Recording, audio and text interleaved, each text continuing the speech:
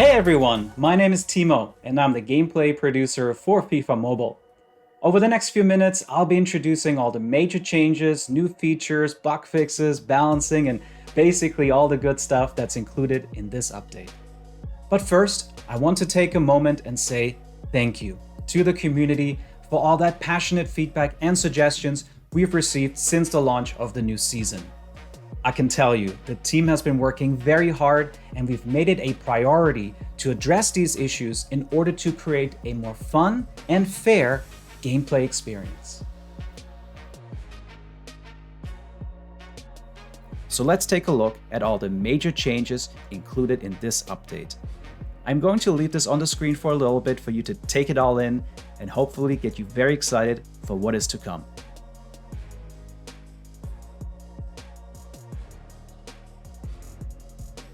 Okay, so the very first big update is all about the goalkeeper, and especially his ability to save long shots.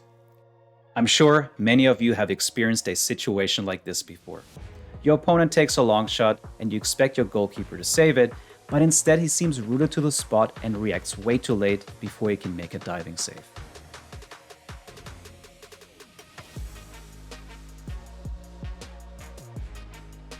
So now let's take a look at the new goalkeeper. Now he can make these amazing diving saves and overall becomes more reliable and consistent. And he should be making these saves because those are difficult shots. They're from far out and generally have a difficult angle towards the goal. Moving on to the next item, which I'm sure many of you are excited to see. We've heard your feedback and we agree. In situations like these, you expect your player to score. This is especially frustrating in versus attack when your player misses easy chances like this. So I'm excited to announce that we increased the accuracy of the weak foot for close to mid-range, allowing you to convert great chances with ease.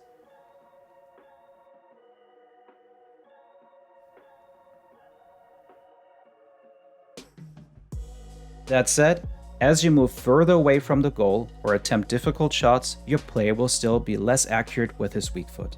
Remember, this is all relative based on his finishing and long shot attribute as well as the weak foot rating. Moving on to versus attack. Again, thank you for your feedback. We have been listening and bring two changes with the update. First, all basic chances are now equally challenging and better reflect their quality. Secondly, we want to make sure that high-rated defenders feel more valuable and more impactful during your opponent's turn. Let's take a look at some examples. Currently, it's too easy to bypass defenders as they are stunned for a long time. So now with the update, we've reduced the stun time to be much shorter, but still give you that brief moment to allow separation. The amount of stun time is dependent on the rating of the defenders. Use these indicators in gameplay to see if the opponent defender is higher rated, equally rated, or lower rated than your player. We really want to build towards a more skill-based gameplay, where you need to time your skill move to be successful. The next item has been highly requested, and I'm very excited to announce we're bringing back the player switching to FIFA Mobile. This means you can now choose between automatic, fully manual, or semi-automatic, where we only switch you automatically during airball situations such as a cross, a lob, a lofted through pass, or loose ball situations. So now you can go to the settings, to your gameplay preferences, and at the very bottom you'll find these new switching settings. Turn off the player auto switch to be fully manual.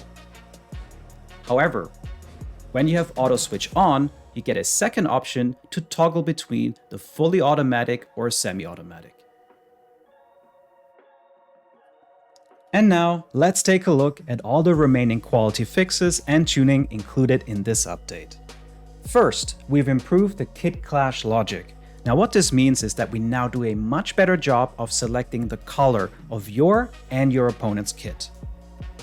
Next, we've also fixed an issue where minor collisions would be called by the referee as a foul. Thanks to your feedback, we have identified 2 skill moves that are currently too overpowered. Open up, fake shot, and lane change are therefore being reduced in their effectiveness. Staying with skill moves here, we also fixed an issue where the consecutive error was not applied correctly. Now what does this mean? If you're chaining skill moves, doing one skill move after the other, the skill move will become less effective.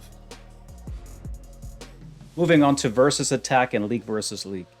We now delay gesture passes in free kicks only by 1.5 seconds to address the issue of unintentional passes. And lastly, in league versus league, we now completely remove counterattacks. So please, keep the feedback coming, guys. We truly care about your thoughts and opinions. There are many more gameplay features coming later this year, so until then, thank you and see you on the pitch.